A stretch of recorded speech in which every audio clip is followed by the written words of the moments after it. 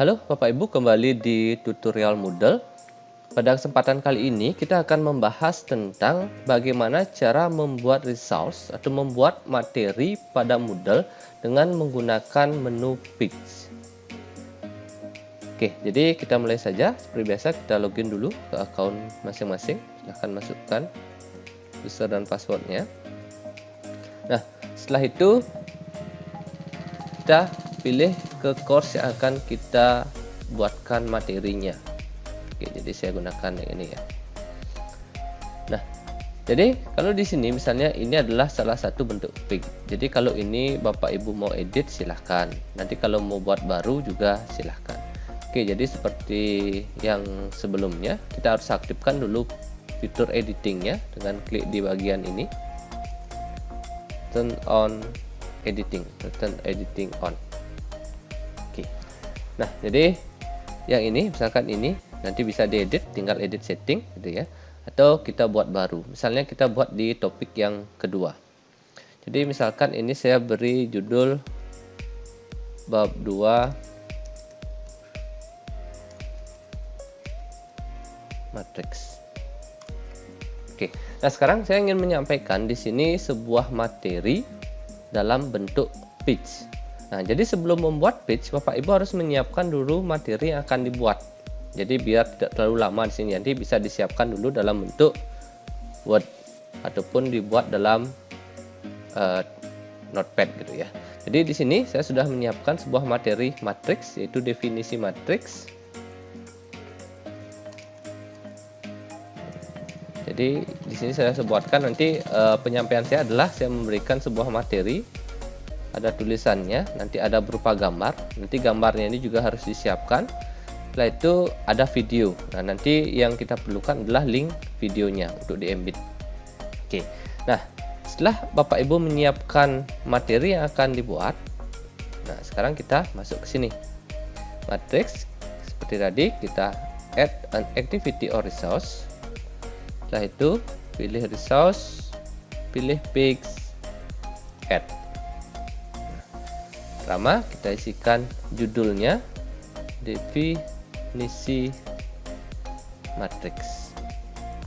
Nah, di sini deskripsi singkat menjelaskan definisi dan cara penulisan matriks. Nah, setelah itu ini di display. Kalau ini diisi, ini klik display. Kalau mau dikosongkan, ini juga tidak masalah. Jadi ini tidak bersifat wajib. Nanti yang isi merah-merah kayak ini baru wajib diisi. Jadi judulnya wajib, deskripsinya tidak wajib. Nah, sekarang di sini kontennya. Nah, kontennya ini yang kita ambil, yang sudah kita siapkan tadi. Oke, dari sini. Nah, ini kita copy. Tinggal kita bawa ke tempat tadi. Oke, nah jadi sini sudah ada. Jadi apa yang kita buat tadi di Notepad ini kita bawa ke sini. Nah, sekarang ini ada gambar. Nah, jadi ini kan masih tulisan. Nah, sekarang ini kita ganti dengan gambar yang sebenarnya. Jadi kita masukkan gambar. Nah, caranya ini. Di sini ada insert or edit image. Jadi ini diklik, terus repository. Setelah itu upload a file, choose file. Jadi nanti silahkan dipilih Bapak Ibu naruhnya di mana. Jadi kebetulan sekarang saya taruh di desktop. Ini gambar matriks, open. Oke, jadi ini udah ada matriks PNG. Setelah itu tinggal upload. Nah, ini bisa disesuaikan ukurannya. Nanti kalau biarkan seperti ini silahkan. Sip. Oh ya, ini deskripsinya harus isi ya. Matriks. Oke, seperti itu. Jadi isi deskripsi, ukurannya disesuaikan. Sip. Sip image. Oke, jadi seperti ini. Nah, kalau ini dirasa terlalu besar gitu ya, mau misalnya dikecilin, diedit lagi. Ini edit. Nah, resolusinya ini yang kita ubah. Misalkan tingginya kita mau 200 saja. Nanti dia otomatis. Oke, jadi ukurannya bisa disesuaikan. Jadi di posisinya di sini ya, klik image, nanti ukurannya ini silahkan disesuaikan sesuai dengan kebutuhan, tinggal di save. Oke, jadi di sini udah ada materi, gambarnya sudah ada. Ini jarak-jaraknya bisa diatur. Nah, itu di sini ada penjelasan lagi. Nah, untuk lebih jelas bisa tonton video berikut. Jadi di sini saya ingin menampilkan sebuah video. Jadi menyematkan sebuah video. Jadi caranya adalah pertama kita cari dulu video yang sudah diupload di YouTube. Jadi bisa video Bapak Ibu sendiri ataupun video orang lain yang memiliki hak akses untuk dibagikan. Nah, jadi kita buka channel YouTube dulu. Oke, nanti kita cari sesuai dengan judulnya. Oke, sekarang saya punya video di channel sendiri.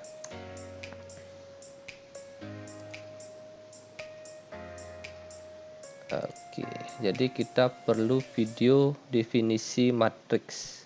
Oke, jadi ini videonya. Nah, dari sini sekarang yang kita perlukan adalah embed-nya. Jadi di sini tinggal klik kanan. Ini salin kode smart. Jadi ini yang kita perlukan. Salin kode smart. Oke, setelah disalin, ini bisa di close atau dibiarkan juga tidak masalah ya. Jadi kita kembali ke pic kita. Jadi kan di sini. Nanti ini nggak boleh langsung di paste di sini. Tapi caranya adalah Bapak Ibu klik dulu ini tanda panahnya ini. Habis itu di sini ada HTML. Ini diklik. Nah, sekarang sehingga muncul kayak gini. Nah, sekarang kan yang kita inginkan videonya di sini. Paling bawah ini ya. Di sini kita paste. Oke. Jadi seperti itu. Nah, sekarang kalau kita klik lagi ini, kita kembali ke view normal. Jadi di sini udah ada video yang kita inginkan tadi. Jadi setelah kita sematkan di sini kode sematnya, maka kalau kita kembalikan dia akan muncul videonya ini. Oke, jadi tulisan videonya ini sekarang bisa kita hapus. Ini bisa kita naikkan, diatur posisinya. Nah, nanti ukurannya ini juga bisa diatur. Nanti mau tingginya berapa atau lebarnya berapa. Tapi ini saya biarkan default saja ya.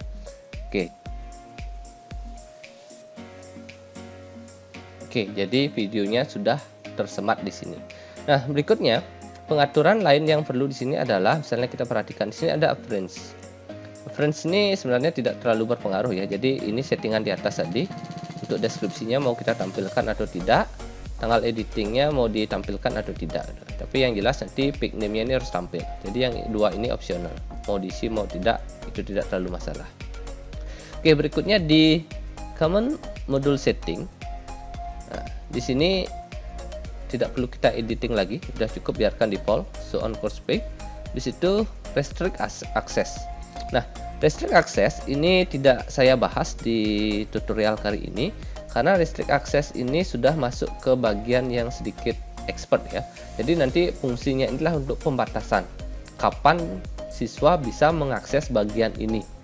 Jadi misalnya nanti kalau kita akan membuat sebuah pembelajaran yang tertata, sebelum siswa mengerjakan kuis di atasnya dia tidak boleh mengerjakan materi ini, membaca materi ini. Maka nanti kita perlu restrict access-nya ini. Jadi untuk masalah restrict access ini akan saya bahas menyendiri nanti untuk semua jenis resource dan activity. Jadi nanti restrict access-nya pembahasannya sama.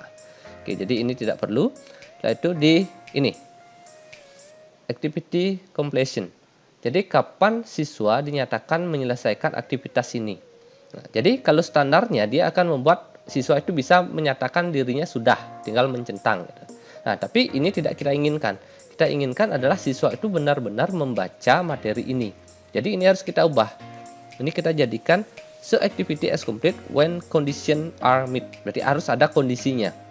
Apa kondisinya? Yaitu ini. Student must view this activity to complete. Jadi siswa harus membaca atau melihat activity ini. Jadi ini harus dicentang. Yang expired ini tidak perlu ya, tidak perlu kita centang. Oke, jadi ini aja. Yang ini when conditions are met dengan student must view. Jadi siswa wajib melihat.